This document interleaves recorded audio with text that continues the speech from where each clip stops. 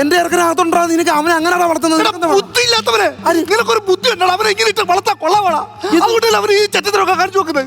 എനിക്ക് ബുദ്ധി ഉണ്ടോ? എന്റെ വീട്ടിൽ കയറി എനിക്ക് ബുദ്ധി ഉണ്ടോ? നിനക്ക് ബുദ്ധിയില്ല. 2 വർഷമായിട്ട് കേന്ദ്ര ഗവൺമെന്റിനെ പഠിച്ചോണ്ടിരിക്കുന്നവനാ ഞാൻ. എന്നെ കൊല്ലത്തുനിന്ന് എറണാകുളത്തിന് പോകാനായിട്ട് ട്രെയിനകത്ത് ടിക്കറ്റ് എടുത്ത് നൈസായിട്ട് ആരും അറിയാതെ കരുനാപ്പിള്ളങ്ങ് ഇറങ്ങി. ഇതുവരെ പിടിച്ചിട്ടില്ല എന്നെ. അത്രയും ബുദ്ധിയുള്ള എന്റെ ഒക്കെ അതൊരു ഇന്റലിജന്റ് കൗണ്ടറാ. മോനെ കൊണ്ട് വിളിക്കുന്നുണ്ടോ? എന്തോന്ന് പിന്നെ പണ്ട് സാറ്റ് കളിക്കും ഞാനും ഇവനൂടെ. എന്നെ കണ്ടുപിടിക്കാതിരിക്കാൻ നിന്നിപ്പോ ബാംഗ്ലൂരിന് മുങ്ങിയ ഞാൻ ട്രെയിൻ കയറി. ഒരാഴ്ച കഴിഞ്ഞാൽ കണ്ടുപിടിച്ച അത്രയും ബുദ്ധിയുള്ള എന്റെ ഒക്കെ. എനിക്ക് നിന്റെ മോൻ കാണിച്ച കാര്യം എന്താ നിനക്കറിയോ? എന്താ കാണിച്ചതാവേ? നിന്റെ മോൻ ഇന്നലെ രാത്രി ഞാനും എന്റെ ഭാര്യ ഇവിടെ കിടന്നുറക്കുമായിരുന്നു. വെളുപ്പിനെ ഒരു 1:30. ഡയലോഗ് ഇല്ലെങ്കിൽ ആക്ഷൻ കോമഡി ഒക്കെ ഇട്ട് ഫില്ല് ചെയ്യടാ. അല്ല ഇപ്പൊ ഒരു 1:30 മണിയായപ്പോ അവളുടെ ഫോണിലോട്ട് ഒരൊച്ച വന്നു. ഞാനെടുത്ത് നോക്കിയപ്പോ നിന്റെ മോൻ ഒരു മെസ്സേജ് അവകാശിരിക്കുന്നടാ. നിന്റെ മോൻ എടാ നിന്നെ കാട്ടി മൂത്തല്ലേടാ എന്റെ ഭാര്യ. അവന്റെ തരക്കാരും പെണ്ണുങ്ങളോടല്ലേടാ അവൻ അയക്കണ്ടേ? അല്ലല്ല അവൻ അങ്ങനെ അയക്കത്തില്ല. അവൻ അയച്ചാ എടാ ഞാൻ അങ്ങനെയാണ് അവനെ വളർത്തുന്നത്. അവൻ അങ്ങനെ അയക്കത്തില്ല.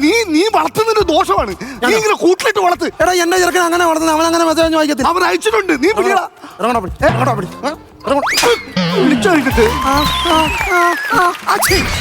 നീ എന്നെ അടിച്ചാടാ? അടിക്കും. പക്ഷേ നീ എന്നെ തല്ലിയ കാര്യം അവനെ ഇപ്പൊ വിളിക്കുമ്പോൾ അവനോട് അങ്ങാനും പറഞ്ഞാൽ അങ്ങനെ പറഞ്ഞാൽ ഞാൻ പ്ലിങ്കും. അത് പറയരുത്. കേട്ടോ അവനെ വിളിക്കാൻ ഞാൻ തന്തയുടെ കർണത്തിന് സ്ഥിരം വർക്ക് തരുന്നവനെ വാടാ. ഇന്നെ ഇന്ന് തീരുമാനമാക്കുന്ന ദിവസം. നിമ്മിയുടെ അച്ഛൻ വന്നോ? നിനക്ക് നിമ്മിയുടെ അച്ഛനായിട്ട് അറിയത്തുള്ളൂ അല്ലേ? നിമ്മിയുടെ അമ്മയുടെ ഭർത്താവും കൂടിയാണ് ഞാൻ. അത് നീ മറക്കരുത്.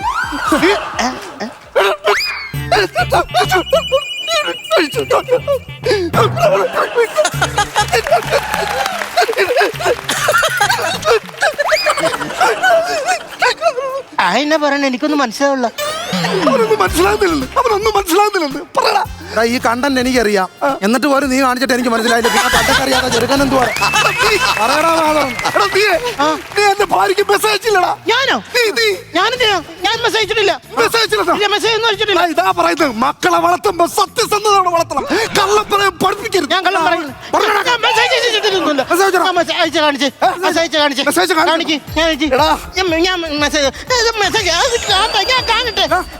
എനിക്ക് സാധിക്കാത്തത് എങ്ങനെ ഒപ്പിച്ചടാ നമ്പർ?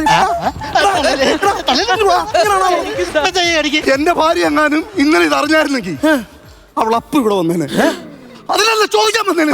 അങ്ങനെ നീ മെസ്സേജ് കാണില്ലേ? ഈ മെസ്സേജ് എങ്ങാനും നീ അയച്ചെങ്കിൽ 9447543896 നിന്റെ നമ്പർ. അതെന്റെ നമ്പറാ. നോക്കടാ. സത്യസന്ധയുടെ കാര്യം പറഞ്ഞു. തന്റെ മോളെ വേണം സത്യസന്ധയോട് വളർത്താൻ. എന്താ അവളുടെ നമ്പർ ചോദിച്ചാൽ അവളുടെ നമ്പർ തന്നെ, അതായത് അവളുടെ അമ്മയുടെ നമ്പർ തരരുത്.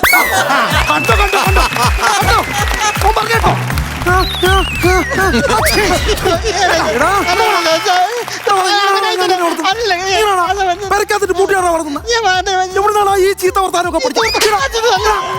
എന്തിനാ പെങ്കൊച്ചിന്റെ നമ്പർ ചോദിച്ചത്? എന്നിട്ട് പാരാത്രി എന്തിനാ മെസ്സേജ് അയച്ചത്?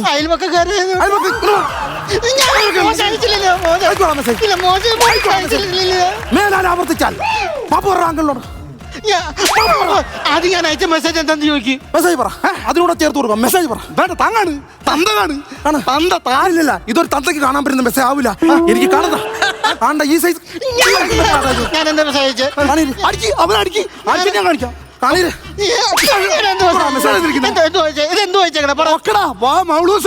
അർജന്റാന്ന് എന്റെ 1:30 ഒരു പെങ്കൊച്ചിന് വാ മോളൂസേ അർജന്റാണ്. നിനക്കറിയോ അർജന്റായിട്ട് ഞാൻ പോലും നമുക്കൊരു മെസ്സേജ് അയച്ചിട്ട് അത്രയ്ക്ക് ഓടിപ്പോയിട്ട് താമസിച്ച അച്ഛനായിക്കൂടെ. വാ മോളൂസേ അർജന്റ് പാരാത്രി 1:30. ഒരു മിനിറ്റ് എടോ മുതുപുരാന്ത. കഴിഞ്ഞ ദിവസം അർജന്റീനയുടെ കളി ഉണ്ടായിരുന്നു.